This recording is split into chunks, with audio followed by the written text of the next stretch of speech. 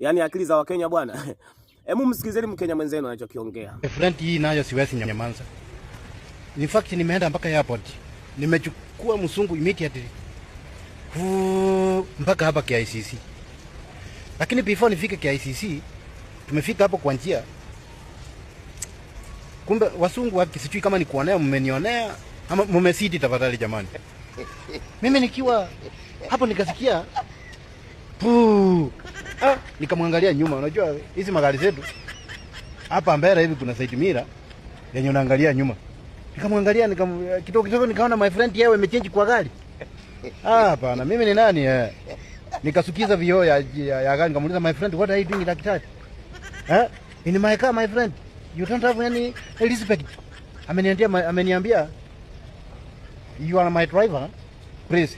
That is a part of reality. Oh, it's a part of reality. Nimejaribu kusukiza kioo chini. Ameniambia my friend, paliti iko. Pandiza vioo. Nimevumilia hiyo harufu ya mzungu bwana kwa gari. Hapana, nikapiga hesabu sio request na litro hapo. Na kupeleka hapa KICC. Okay, nataka ujue mimi ni mkisio original. Nilikula usiku saga. Nikaongeza na maziwa ama ruranu. Si alipandisha vioo, alisema nisisukize vioo. Mimi ni nani? Nimeweka rock ya kioo, vioo ya gari yote. Mlango nimeweka charity rock. Na mimi nimetafuta pole tu. Pole kawaida mkisio original. My friend nimeachilia silencer. My friend ameanza kufungua vioo. Amesema yours is very tough. Why you think like mimi nimenyamaza tu. Namwangalia kutoka kwa side mirror. Amejaribu kufungua kioo. Nimemwambia my friend, usifungue kioo. It's a part of reality. Comment section nilifanya vibaya ama vizuri. Siku moja mzungu kanitusi, mtoto wa mzungu. Yaani jamaa kafanya tukio lake huko na mzungu wake, kaona kukaa kimya hawezi, aje atuhadisie na sisi.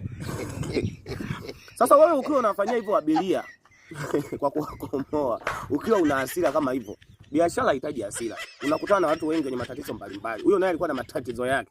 Sasa wazungu si wataambiana alafu wataacha kupanda gari yako kwamba bwana unamuona huyu jamaa usipande gari yake waga na jamba. Nikavuta taratibu, nikavuta polepole, nikatafuta polepole. Nikaloki vioo.